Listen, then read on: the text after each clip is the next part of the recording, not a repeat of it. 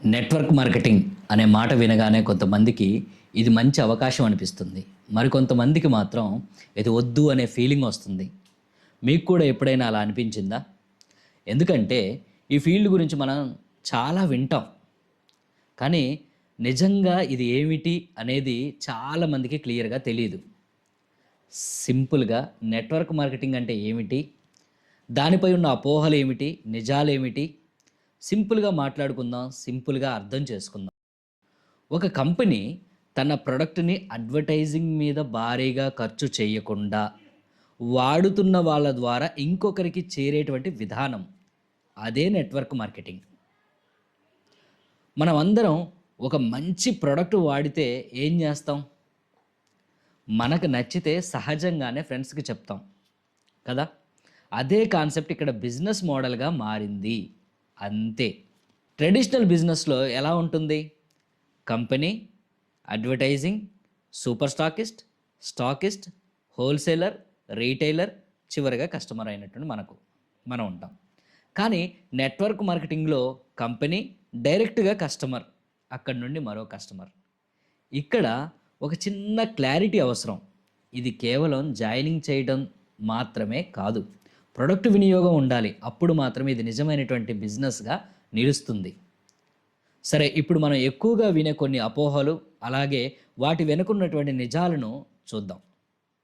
మొదటిది, ఇది చదువు లేని వాళ్ళు చేసే పని అని.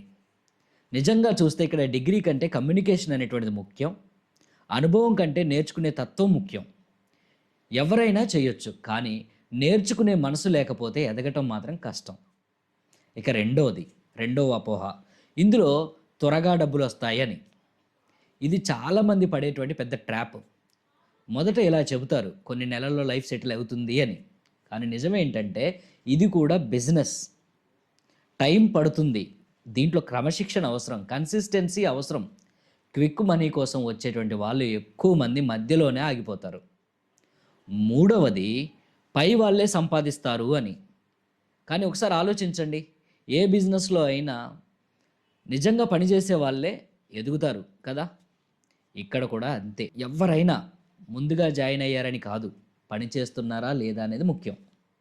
నాలుగవది, ఫ్రెండ్స్ రిలేటివ్ని ఇబ్బంది పెట్టాలి అని. సరైన విధానం తెలియక చేసినప్పుడు మాత్రమే అలా అనిపిస్తుంది. ప్రొఫెషనల్గా చేస్తే మనం సమాచారం ఇస్తాం, వాళ్ళు ఆలోచిస్తారు. డెసిషన్ అనేది వాళ్ళదే. ఫోర్స్ చేయడం నెట్వర్క్ మార్కెటింగ్ కాదు. ఇప్పుడు ఒకసారి అసలు నెట్వర్క్ మార్కెటింగ్ బలం ఏంటో చూద్దాం. ఈ బిజినెస్లో 3 మంచి విషయాలు ఉంటాయి. మొదటిది, పెద్ద పెట్టుబడి అవసరం ఉండదు. ఈ బిజినెస్ స్టార్ట్ చేయడానికి పెద్ద పెట్టుబడి అక్కర్లేదు. రెండవది, మనలోనే చాలా మార్పు వస్తుంది. మాట్లాడే విధానం, కాన్ఫిడెన్స్, లీడర్షిప్ ఇవన్నీ క్రమంగా పెరుగుతాయి. మూడవది, ఒంటరిగా కాదు, మన టీంతో ఎదగటం. మనము మన వాళ్ళతో కలిసి ఎదుగుతాం. ఇది ఒక్క రోజులో ఫలితం ఇచ్చేటువంటి సిస్టమ్ కానే కాదు. కానీ సరైన విధంగా చేస్తే వేగంగా, స్థిరంగా ఎదగడానికి మంచి మార్గం. మొత్తానికి ఒక చిన్న విషయం గుర్తుంచుకోండి.